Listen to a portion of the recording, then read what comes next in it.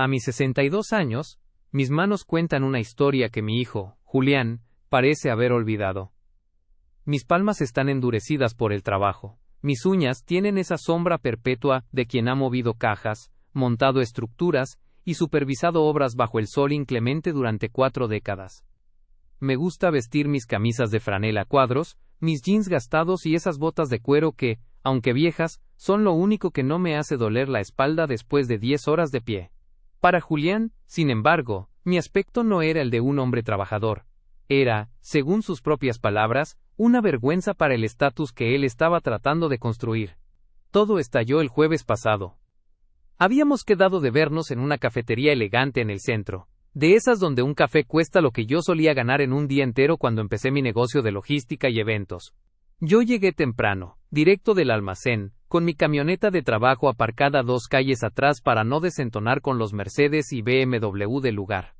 Cuando Julián entró, ni siquiera me sonrió. Se ajustó el traje italiano, que por cierto, yo le había regalado por su graduación, y se sentó frente a mí, con una expresión que mezclaba la lástima con el asco. Papá, dijo, sin preámbulos, tenemos que hablar de la logística de la boda. Yo saqué mi libreta vieja, la de cuero gastado donde anoto mis presupuestos. Estaba emocionado. Mi único hijo se casaba con una chica de buena familia, como él decía. Yo estaba dispuesto a tirar la casa por la ventana. Quería decirle que ya tenía apartado el Palacio de Cristal, el salón de eventos más exclusivo de la ciudad, un lugar que no solo es un monumento a la arquitectura, sino la joya de mi corona empresarial. Quería decirle que el banquete, las flores y la orquesta corrían por mi cuenta. Dime, hijo, he estado revisando unos contactos para el salón y... No, papá, me interrumpió, levantando una mano como si estuviera deteniendo a un subordinado. No quiero que te encargues de nada. De hecho, Vanessa y yo hemos tomado una decisión difícil. Queremos una boda con cierta estética. Una boda de clase alta. ¿Entiendes?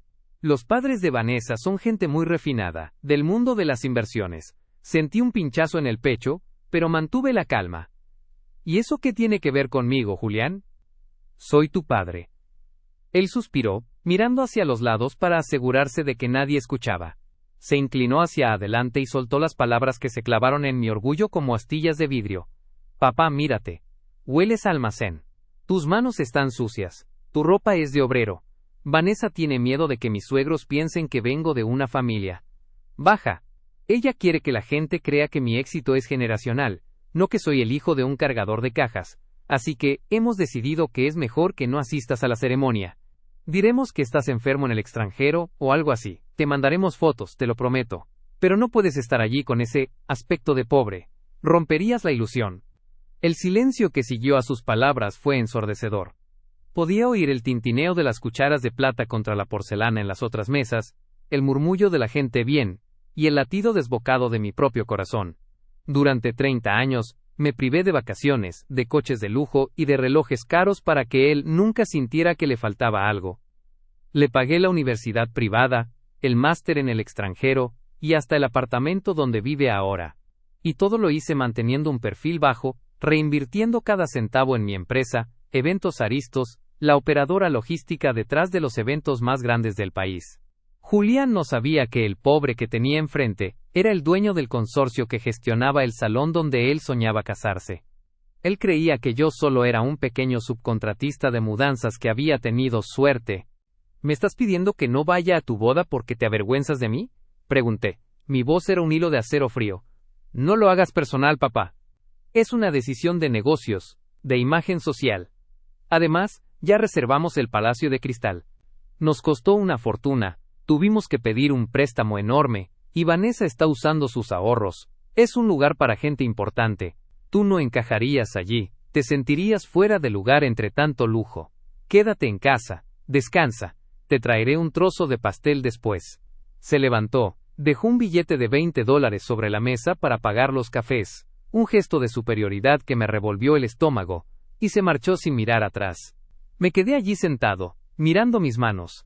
Esas manos que lo cargaron cuando tenía fiebre, que sostuvieron su bicicleta y que firmaron cada cheque de su educación. Una rabia fría, una claridad que no había sentido en años, empezó a recorrer mis venas. Julián creía que el lujo del Palacio de Cristal le pertenecía por derecho, pero no sabía quién tenía la llave de la puerta principal. Saqué mi teléfono y marqué a mi asistente personal, la única persona que conocía el alcance real de mis propiedades. ¿Marta? Dije, y mi voz ya no sonaba como la de un padre herido, sino como la del CEO, que había levantado un imperio. Necesito que bloquees la reserva del salón para el 15 de septiembre. Sí, la de la boda de Julián Méndez. No la canceles todavía. Solo, pon una bandera roja en el contrato. Y quiero que revises las cláusulas de rescisión por comportamiento inapropiado del cliente. Colgué. Me levanté de la mesa dejando el billete de Julián intacto. No necesitaba su dinero, ni su lástima. Él quería una boda de clase alta, una ilusión de éxito sin cimientos. Pues bien, yo le iba a dar la lección más cara de su vida. Mientras caminaba hacia mi camioneta, una sonrisa amarga apareció en mi rostro.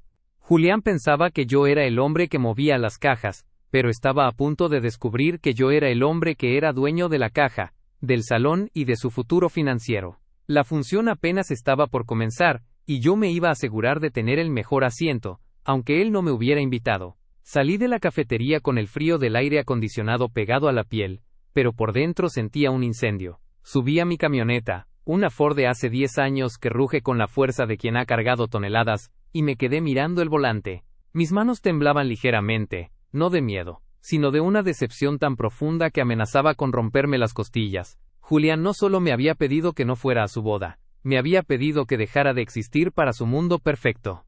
Encendí el motor y me dirigí a la sede central de Eventos Aristos. La mayoría de la gente ve el edificio de cristal y acero en la zona financiera y piensa en corporaciones abstractas. No saben que el dueño es el mismo hombre que a veces baja a los muelles de carga a las 3 de la mañana para asegurarse de que el catering no falle. Al llegar Marta, mi asistente desde hace 2 décadas, me esperaba con una carpeta y una expresión de extrañeza.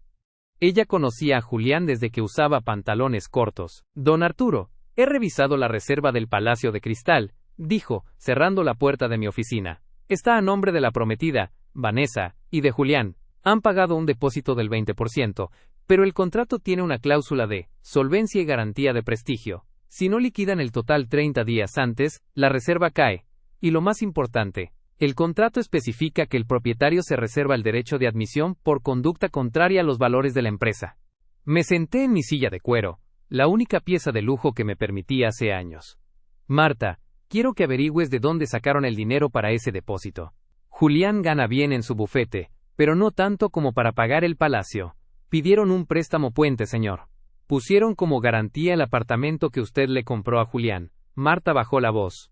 Él dio por hecho que como usted siempre lo apoya, si algo salía mal, usted pagaría la diferencia. Está usando su nombre indirectamente para obtener crédito. Un sabor amargo me llenó la boca. Mi hijo estaba apostando mi propio dinero y mi propio esfuerzo para financiar una fiesta a la que yo no podía asistir por ser pobre. Era el colmo de la ironía. Mi plan no era simplemente quitarle el salón. Eso sería demasiado fácil. Quería que sintiera el peso de la realidad que tanto despreciaba.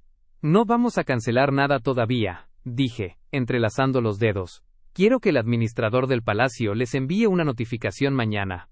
Díganles que, debido a una auditoría interna de inversionistas, se requiere el pago total de la reserva en un plazo de 10 días. O el salón se liberará para una convención internacional de tecnología, que está ofreciendo el triple.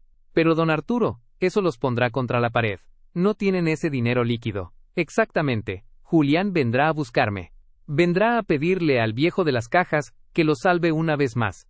Y ahí es donde la verdadera lección comenzará. Los días siguientes fueron un ejercicio de autocontrol. Me mantuve alejado de sus llamadas. Fui a mis almacenes, hablé con mis operarios, compartí el café de termo con los estibadores. Me sentía más en casa con ellos, en su honestidad bruta, que en la farsa que mi hijo estaba construyendo. Cada vez que veía mi reflejo en los cristales de las oficinas, veía a un hombre que se había olvidado de ponerse a sí mismo en primer lugar. El banco del padre se ha cerrado. Me repetía como un mantra. El martes por la noche, Julián apareció en mi casa. No la mansión que podría tener, sino mi casa de siempre, la de la colonia trabajadora donde él creció. Llegó en su coche deportivo, luciendo fuera de lugar entre las casas de interés social. Entró sin tocar, con el rostro desencajado y una carta arrugada en la mano. «Papá, tienes que ayudarme», gritó, lanzando el papel sobre la mesa del comedor. Los del Palacio de Cristal se han vuelto locos. Me exigen el pago total en una semana o perdemos la fecha. Vanessa está histérica. Su familia ya envió las invitaciones a gente muy importante. Si perdemos ese salón, seremos el hazmerreír de la ciudad. Lo miré con parsimonia mientras terminaba de cenar un guiso sencillo. Vaya, Julián. Parece un problema serio. Pero, ¿por qué vienes a mí? Según tú, soy un hombre de aspecto pobre que no encaja en ese mundo de lujo. Seguramente tus suegros, esos inversionistas tan refinados, podrán darte el dinero. Julián se puso rojo, una mezcla de vergüenza y desesperación. Ellos creen que yo tengo el dinero. Creen que mi familia es rica de abolengo.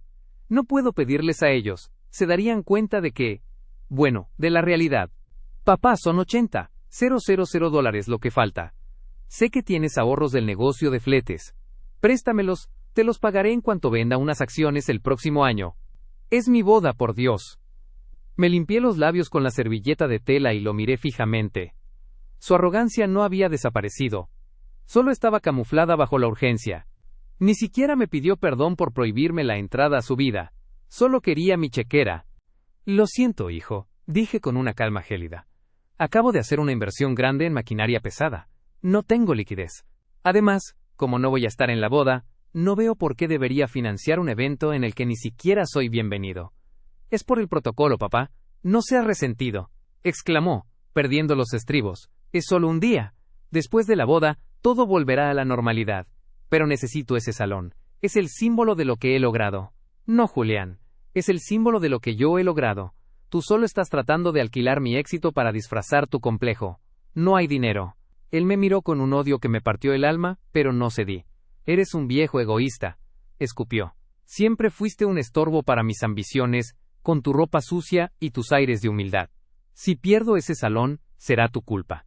No te atrevas a buscarme nunca más. Salió dando un portazo que hizo vibrar los marcos de las fotos familiares. En una de ellas, un Julián de 10 años me abrazaba con orgullo después de ganar un partido de fútbol.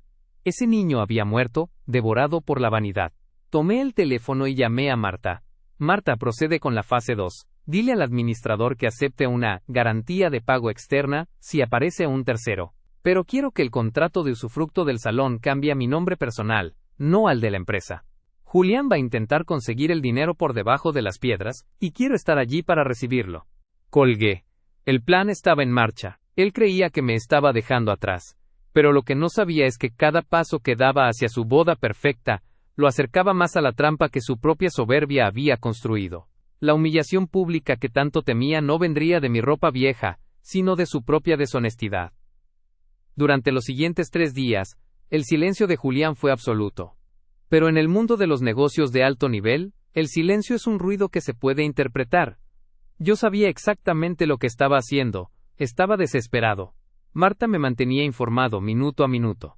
Julián había contactado a 3 prestamistas privados de dudosa reputación, y había intentado pedir un adelanto en su bufete de abogados, siendo rechazado en ambos frentes. Sin embargo, el viernes por la mañana, recibí la noticia que esperaba. Vanessa, su prometida, había logrado convencer a su padre de que adelantara una parte de la herencia para cubrir el salón. Pero había un problema. El padre de Vanessa, un hombre que vivía de las apariencias tanto como ellos, exigía que el contrato del Palacio de Cristal estuviera blindado. No iba a soltar $80,000 sin garantías. Ahí fue donde mi trampa, tejida con la paciencia de un hombre que ha levantado muros ladrillo a ladrillo, se cerró sobre ellos. Hice que el administrador del palacio, un hombre de mi total confianza llamado Roberto, lo citara en las oficinas de lujo del salón. Yo estaba en la habitación contigua, separado apenas por un vidrio polarizado desde donde podía ver y oír todo sin ser detectado. Me senté allí, con mi termo de café y mi camisa de trabajo, observando a mi hijo entrar con ese aire de importancia falsa, del brazo de Vanessa, quien lucía un vestido que probablemente costaba lo que 3 meses de salario de uno de mis empleados. Señor Méndez, señorita Vanessa, dijo Roberto con una frialdad profesional impecable. Tenemos un problema con la liquidación. Como saben, el plazo venció ayer. Hay un grupo inversor de tecnología que ha puesto el cheque sobre la mesa por el doble del valor. Eso es ilegal, estalló Julián, golpeando la mesa de caoba. Tenemos un contrato que ustedes incumplieron al no pagar a tiempo, respondió Roberto sin pestañear. Sin embargo, el propietario del consorcio es un hombre sentimental. Ha dicho que les permitirá mantener la fecha si firman una cláusula de sustitución de aval. ¿Qué significa eso?, preguntó Vanessa, nerviosa.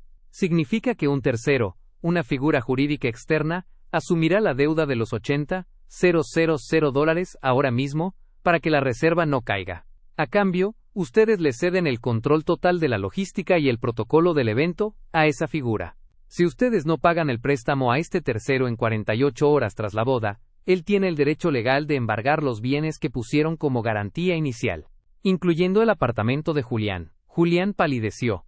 Miró a Vanessa. Ella le apretó el brazo, susurrándole que no podían perder el salón, que sus amigas ya habían confirmado, que la élite de la ciudad esperaba ese evento. Julián, en su infinita arrogancia, pensó que esto era solo un tecnicismo legal aburrido. No leyó la letra pequeña donde decía que el tercero tenía autoridad total sobre la lista de invitados y el derecho de admisión durante la recepción. ¿Quién es ese tercero?, preguntó Julián sospechando por un segundo. Una empresa de gestión llamada Patrimonio Raíces, mintió Roberto, usando el nombre de una de mis empresas fantasma que manejo para inversiones discretas. Es un procedimiento estándar para eventos de este calibre cuando hay mora en los pagos. Julián tomó la pluma. Lo vi dudar un instante. Fue el último destello de la educación que intenté darle, ese instinto de mira antes de saltar. Pero la vanidad fue más fuerte. Firmó. Vanessa también. En ese momento, acababan de entregarme las llaves de su farsa. Ya no eran los dueños de su propia boda. Eran inquilinos en mi propiedad, bajo mis reglas. Al salir de la oficina, los vi caminar por el gran vestíbulo del palacio. Julián se detuvo frente a uno de los enormes espejos dorados y se ajustó la corbata con una sonrisa de suficiencia. ¿Ves, amor?, le dijo a Vanessa. Al final, el dinero y los contactos lo arreglan todo. Mi padre se quedó allá atrás, en su mundo de grasa y camiones, mientras nosotros estamos aquí, en la cima. No necesitamos a ese viejo amargado. El palacio es nuestro. Sus palabras vibraron en los altavoces de mi habitación oculta. No sentí rabia. Sentí una paz extraña, la paz que viene antes de la tormenta.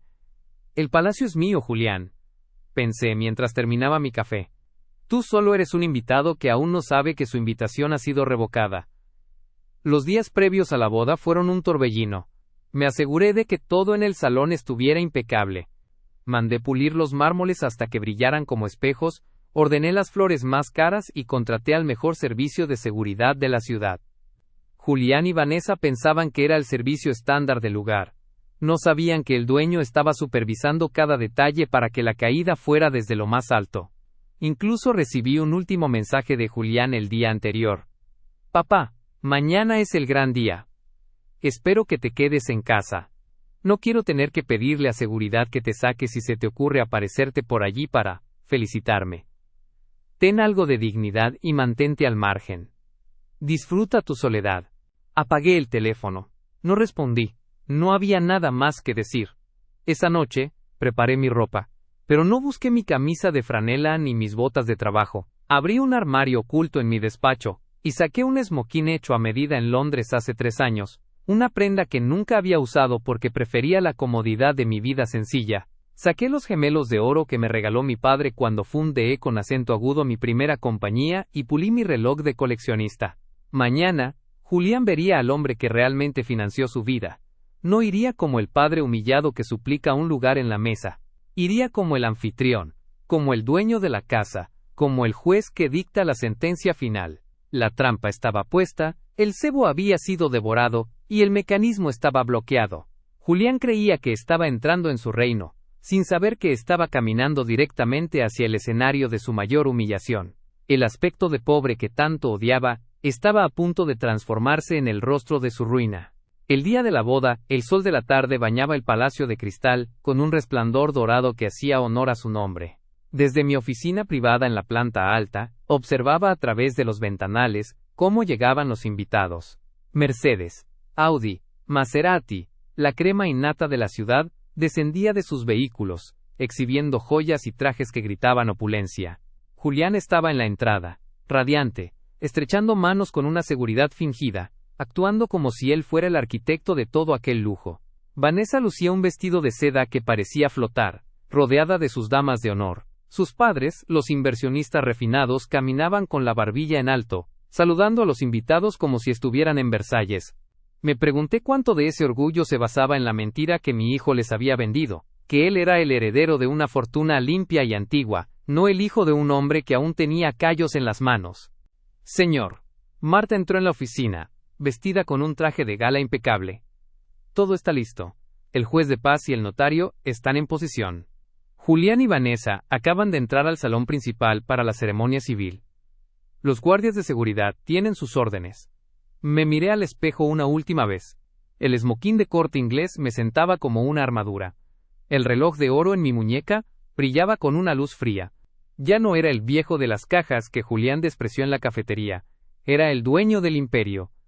Vamos, Marta. Es hora de darle la bienvenida a mi hijo a su propia realidad. Bajamos por la escalera de servicio y nos colocamos detrás de las pesadas puertas dobles de roble del salón principal.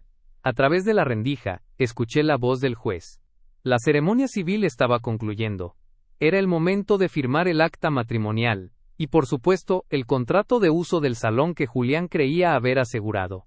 Y ahora, dijo el juez con voz solemne, antes de proceder al brindis de honor, el representante de la propiedad del Palacio de Cristal desea hacer una lectura obligatoria, según las cláusulas de garantía que los novios firmaron hace 3 días. Hubo un murmullo de confusión entre los invitados. Julián frunció el ceño, mirando a Roberto, el administrador, quien estaba de pie a un lado del estrado con una carpeta negra. ¿Qué es esto?, susurró Julián, audible gracias al micrófono. Ya firmamos todo. Es un procedimiento de transparencia, señor Méndez, respondió Roberto con una sonrisa gélida. El dueño del consorcio exige que se lea la titularidad del inmueble y el estado de la deuda ante los testigos principales. Es una formalidad de prestigio. Julián, queriendo evitar un escándalo frente a sus suegros, asintió con impaciencia. Está bien, hazlo rápido. Queremos empezar la fiesta. En ese momento, hice una señal a los guardias. Las puertas dobles se abrieron de par en par con un estruendo que hizo eco en las paredes de cristal. Entré caminando despacio, con el paso firme de quien pisa su propio territorio. El silencio cayó sobre el salón como una losa de mármol. Julián se quedó petrificado. Sus ojos se abrieron tanto que creí que se le saldrían de las órbitas. Vanessa soltó un pequeño grito ahogado. Sus suegros me miraron confundidos, atraídos por la elegancia del hombre que entraba, pero sin reconocer al pobre, del que Julián les había hablado. ¿Papá? La voz de Julián fue un susurro quebrado. ¿Qué haces aquí? Te dije que no vinieras. ¡Seguridad!, gritó, recuperando un poco de su arrogancia. Saquen a este hombre, no está en la lista. Los guardias de seguridad no se movieron. En lugar de eso, se cuadraron y asintieron con la cabeza cuando pasé junto a ellos. Me detuve frente al estrado, a escasos centímetros de mi hijo. Le sostuve la mirada con una frialdad que lo hizo retroceder un paso. Buenas noches a todos, dije, mi voz amplificada por el sistema de sonido del salón. Lamento la interrupción, pero como dueño y fundador de Eventos Aristos y propietario legal de este Palacio de Cristal, tengo el deber de informar a los presentes sobre la situación de este evento. El murmullo estalló como un avispero agitado. Los suegros de Julián se miraron entre sí, pálidos. ¿Dueño?, balbuceó el suegro de Julián. Julián nos dijo que su padre era un empleado de transporte. Mi hijo tiene una imaginación muy fértil para la mentira y una memoria muy corta para la gratitud, respondí, mirando directamente a los ojos de Vanessa. Julián me pidió que no asistiera a su boda por mi aspecto de pobre. Me dijo que yo rompería la ilusión de su estatus social. Julián intentó hablar, pero las palabras se le trabaron en la garganta. Estaba rojo de la vergüenza, sudando bajo su traje italiano. Hijo, continué, bajando el tono pero manteniendo el peso de cada palabra. Dijiste que este lugar era para gente importante. Y tienes razón. Es para gente con la importancia de haber trabajado honestamente para construir algo. Tú no has construido nada. Has alquilado mi éxito, has usado mis garantías, y has despreciado la mano que te dio de comer. Saqué un documento de la carpeta de Roberto.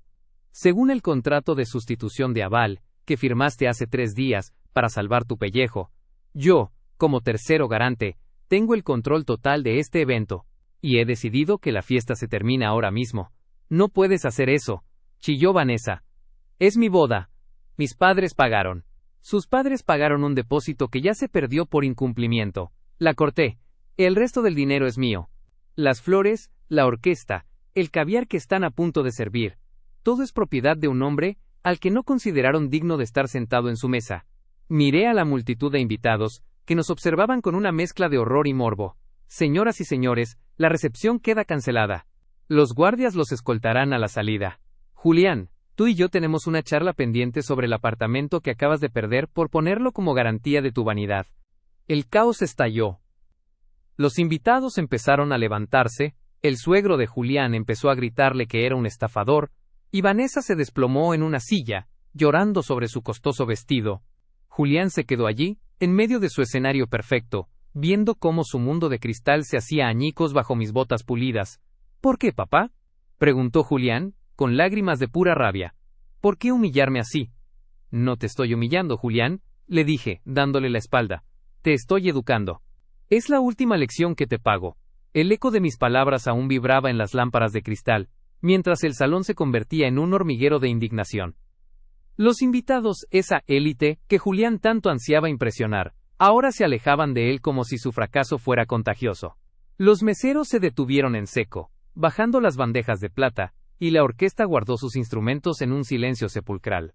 Mi hijo estaba allí, de pie en el centro del estrado, despojado de su armadura de arrogancia.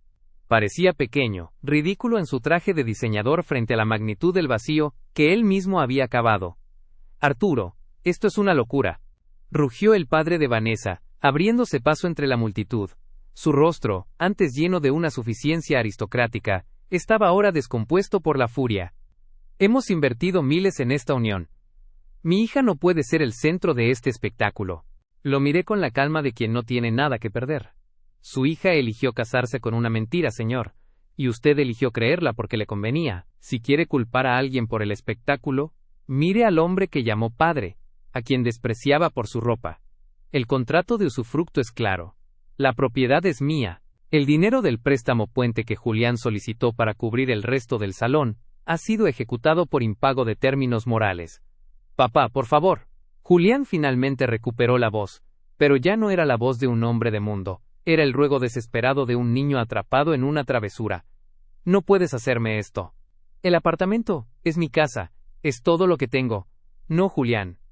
El apartamento era una herramienta para que crecieras, no un trofeo para que apostaras, sentencié, sacando un juego de llaves del bolsillo de mi esmoquín y entregándoselas a Marta. Marta, envía a los cerrajeros a la propiedad de la calle 12 mañana a las 8 de la mañana. Cambien todas las cerraduras. Julián, tienes hasta la medianoche para sacar tus pertenencias personales. Lo que quede allí el lunes será donado a la caridad de trabajadores de la construcción que tanto te avergüenzan. Vanessa, que había estado sollozando en el suelo, se levantó con los ojos inyectados en sangre. Eres un monstruo, gritó, señalándome. Arruinaste el día más importante de mi vida por un simple capricho.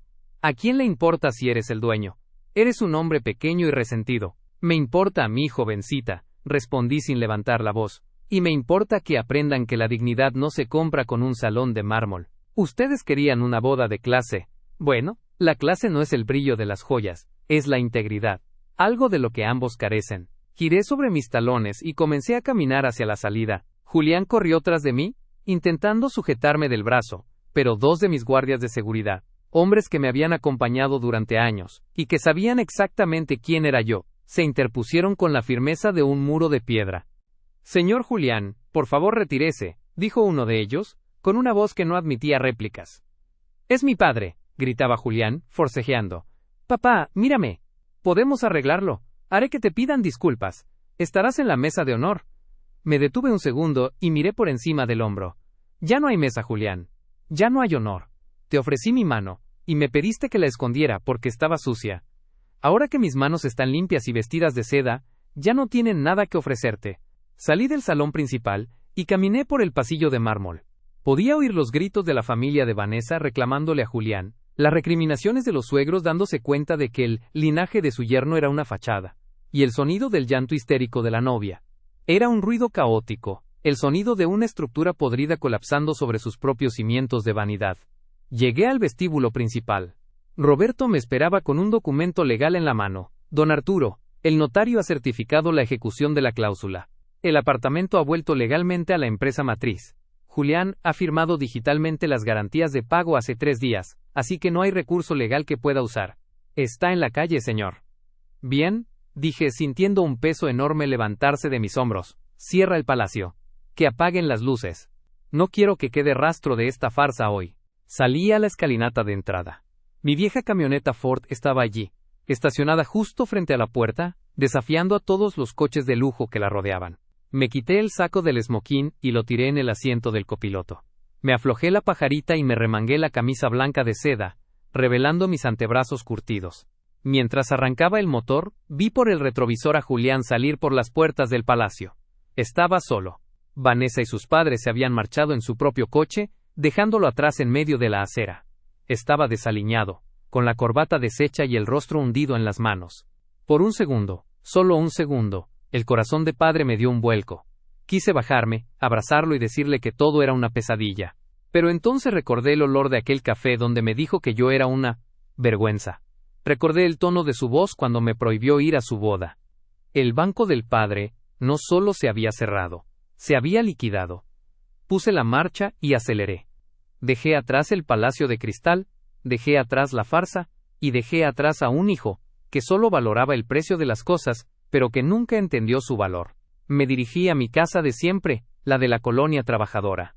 Tenía ganas de ponerme mis botas viejas y sentarme en mi porche. El silencio de mi soledad ahora me sabía a justicia, y el aire de la noche por primera vez en años, se sentía limpio. Han pasado 6 meses desde aquella noche en el Palacio de Cristal, y el silencio en mi jardín nunca me había resultado tan armonioso. Hoy no visto de esmoquín, ni falta que me hace.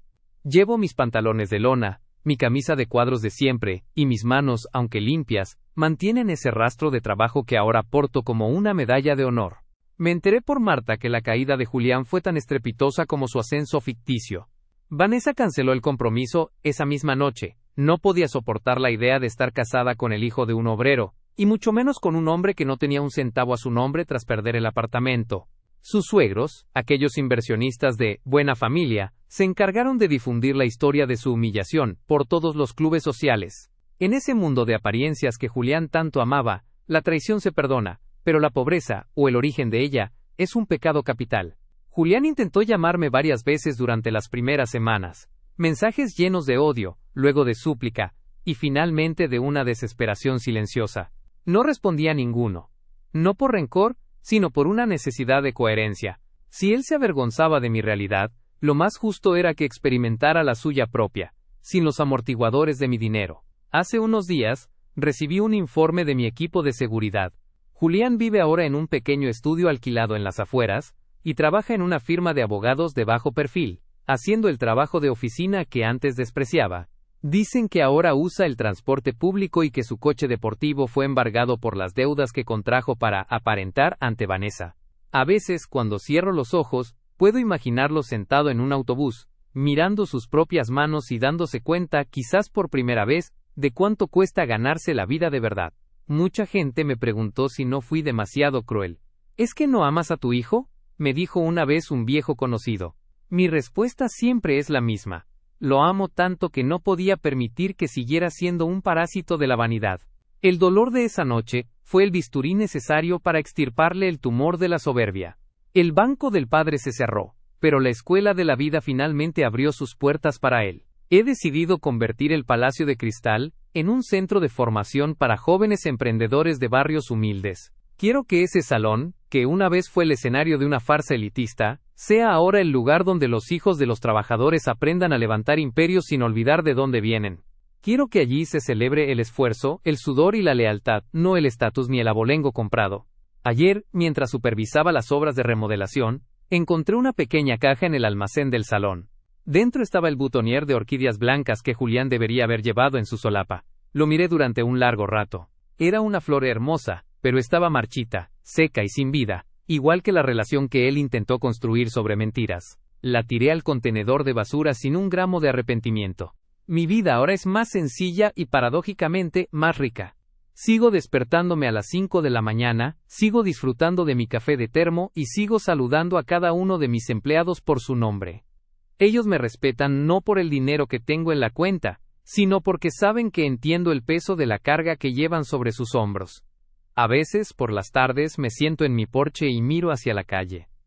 Sé que algún día, quizás dentro de 1 año, o de 10, Julián volverá a esta puerta. Pero no vendrá buscando un cheque, ni un aval. Vendrá cuando entienda que el aspecto de pobre de su padre era en realidad la armadura de un gigante que lo dio todo por él. Ese día, si llega con las manos sucias de esfuerzo, y el corazón limpio de soberbia, quizá le invite a pasar y le sirva un café. Pero hasta entonces, disfruto de mi paz. Porque al final, la justicia kármica no se trata de ver sufrir a los que te dañaron, sino de ver cómo la verdad pone a cada quien en el lugar que se ganó. Julián quería una boda perfecta, pero lo que necesitaba era un despertar brutal. Y yo, su padre, el hombre de las manos sucias, fui el único capaz de darle ese regalo. La lección ha terminado. Mi imperio sigue en pie, mis principios están intactos, y por primera vez en 62 años, no tengo que pedir perdón por ser quien soy. Me levanto de mi silla, me sacudo el polvo de los pantalones y entro en mi casa. La noche es tranquila, y por fin, la justicia duerme conmigo.